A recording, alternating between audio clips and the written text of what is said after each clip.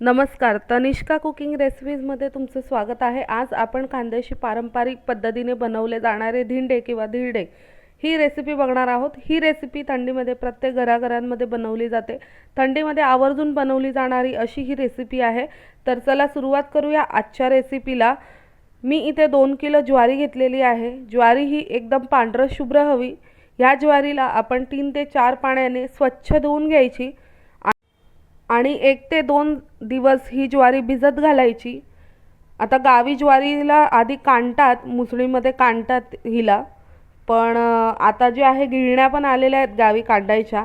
तर गावी जी आहे ह्या ज्वारीला आधी कांडून घेतात आणि मग तिला पाखडून जे आहे भिजत घालतात। पण शहरामध्ये हे शक्य नसतं, तर मी तुम्हाला खूप सोप्या पद्धतीने दाखवत आहे कसे बनवायचे धिरडे। अशा पद्धतीने पण तुम्ही करू शकतात, खायला छान लागतात। तर मी इथे एका दिवसानेच ही ज्वारी जी आहे वाटत आहे। तर इथे मी एका स्वच्छ पाण्याने ही ज्वारी धुवून घेतलेली आहे आणि ही ज्वारी जी आहे मिक्सरमध्ये एकदम बारीक वाटून घेत आहे। गावी गिरण्या असतात ही ज्वारी वाटण्यासाठी, पण इथे शहरामध्ये उपलब्ध नसल्याने मी मिक्सरमध्येच तुम्हाला वाटवून दाखवत आहे। तर जी आहे खूप बारीक अशी ज्वारी वाटून घ्यायची। जसं व्हिडिओमध्ये दिसतं ह्या पद्धतीने वाटून घ्यायची ज्वारी, जसं आपण इडली डोशांचं वाटतं ह्या पद्धतीने। इथे ज्वारी वाटून झालेली आहे। अशाच पद्धतीने सर्व ज्वारी आपण वाटून घेणार आहोत। ही ज्वारी जी आहे मोठ्या भांड्यामध्ये काढून घ्यायची आणि अशाच बारीक पद्धतीने वाटून घ्यायची सर्व ज्वारी। तर आता आपण इथे घाटा तयार करणार आहोत। घाटा कसा तयार करायचा ते तुम्हाला दाखवणार आहे। खूप सोप्या आणि इझी पद्धतीने मी तुम्हाला घाटा दाखवत आहे। तर मी इथे अर्धी वाटी मेथीचं पीठ घेतलेलं आहे। तुम्ही इथे मेथ्याही यूज करू शकतात। तर मेथ्या जे आहे 4 ते 5 तास आधी भिजत घालायच्या। तर इथे मिक्सरमध्ये जे आहे 1 वाटी ज्वारी घेतलेली आहे आणि अर्धी वाटी मेथीचं पीठ बारीक जे आहे वाटून घेतलेलं आहे आणि बाजूला कढई घेतली। कढईमध्ये 3 ते 3.5 ग्लास पाणी उकळायला ठेवलं। पाण्याला एक छान अशी उकळी आली की हे मिश्रण त्यामध्ये घालायचं। थंड पाणी राहू द्यायचं नाही। थंड्या पाण्यामध्ये जर आपण हे मिश्रण घातलं तर गुठळ्या तयार होतात। तर एकदम जे आहे उकळत्या पाण्यामध्ये हे मिश्रण घालायचं। तर छान पाण्याला उकळी आली की मिश्रण घालवत जे आहे घालायचं आणि घाटा तयार करून घ्यायचा। जसं व्हिडिओमध्ये दिसतं या पद्धतीने घाटा तयार करून घ्यायचा। हा घाटा जर कच्चा राहिला की धिरडे जे आहेत तुटतात। तर छान शिजवून घ्यायचं 20 ते 25 मिनिटं छोट्या गॅसवरती।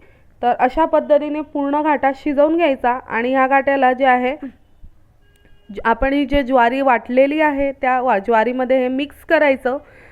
घाट्यामध्ये जे आहे एकही लम्स वगैरे राहायला नको, गुठळ्या वगैरे राहायला नको। अशा पद्धतीने जे आहे छान असं बारीक म्हणजे झाला पाहिजे घाटा। एकही गुठळी वगैरे राहायला नको, एकदम स्मूथ घाटा शिजलेला पाहिजे। तर इथे घाटा शिजून झालेला आहे, हा आपण ज्वारीमध्ये मिक्स करत आहोत। ही एकदम सोप्या पद्धतीने बनवली जाणारी जी आहे धिरड्यांची रेसिपी आहे। तर आता जे आहे घाटा शिजलेला आहे, आपण मिक्स केलेला आहे। आता हा घाटा हे जे रवण आहे आपण रात्रभर ठेवायचं किंवा 7 ते 8 तास जे आहे आंबवण्यासाठी ठेवायचं।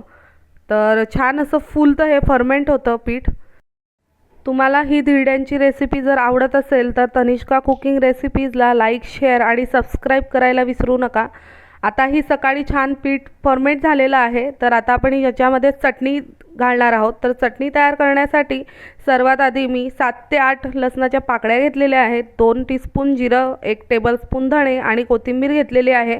तुम्ही तुमच्या आवडीनुसार मिरची आणि अद्रकही घालू शकतात, पण मी नाही घातलेली आहे। आता जेवढं बनवायचं आहे आपल्याला धिरडे, तेवढ्या धिरड्यांच्या रवणामध्येच ही चटणी मिक्स करायची, पण आम्ही सर्व धिरड्याच्या रवणातच मिक्स केलेली आहे। हे धिरडे जे आहे 3 ते 4 दिवस खाल्ले जातात, म्हणून जी आहे चटणी सर्व धिरड्यांच्या रवणामध्ये नाही घालायची। जेवढं तुम्हाला खायचं आहे त्या पद्धतीनेच चटणी मिक्स करत जायची। तर आता छान असं मिक्स करून घ्यायची चटणी आणि चवीप्रमाणे जे आहे मीठ घालायचं या रवणामध्ये। थंडीमध्ये ही रेसिपी आवर्जून बनवली जाते। तर आता हे जे आहे मिश्रण तयार आहे। आता सोबतच मी गूळ बारीक चिरून घेतलेला आहे। धिरड्यांवरती जे आहे गूळ खाल्ला जातो, तर गूळ छान बारीक केलेला आहे। आता धिरडे कसे तयार करायचे ते तुम्हाला दाखवणार आहे। गूळ इथे मी जे आहे काळा यूज केलेला आहे। तर आता जे आहे एक पॅन घ्यायचं, पॅन थोडं गरम झालं की 1 ते 1.5 चमचा रवन घालायचं धिरड्यांचं आणि जसं आपण डोसा तयार करतो त्या पद्धतीने हलवायचं. डोसा बारीक तयार होतो, हे धिरडं जास्त बारीक होत नाही म्हणून थोडं जाडसरच असतं. तर व्हिडिओमध्ये अशाच पद्धतीने जे आहे स्प्रेड करून घ्यायचं आणि तुम्ही झाकणही ठेवू शकतात 1 ते 2 मिनटं. तर जे आहे झाकण मी इथे ठेवलेलं नाही आहे, असंच तुम्हाला दाखवते आहे.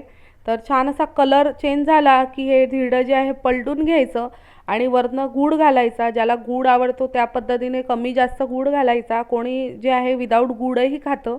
तर गूळ घातलेला आहे आणि थोडंसं तेल घालायचं आणि दोन्ही साईडने छान होऊ द्यायचं. तर हे धिरडं जे आहे दुधासोबतही खातात गावी, खूप छान लागतं खायला. तर दोन्ही साईडने आपलं जे आहे धिरडं तयार झालेलं आहे. अशाच पद्धतीने मी तुम्हाला दुसरं धिरडंही तयार करून दाखवते आहे. किती छान असं धिरडं आपलं तयार झालेलं आहे. तर 2 धिरडे जे आहे मी इथे काढून तुम्हाला दाखवत आहे. जर तुम्हाला ही माझी धिरड्यांची रेसिपी आवडली असेल तर तनिष्का कुकिंग रेसिपीजला लाईक, शेअर आणि सबस्क्राईब करायला विसरू नका, जेणेकरून तुम्हाला अशाच माझ्या छान छान रेसिपीज आणि पारंपरिक रेसिपीज बघायला मिळतील. धन्यवाद.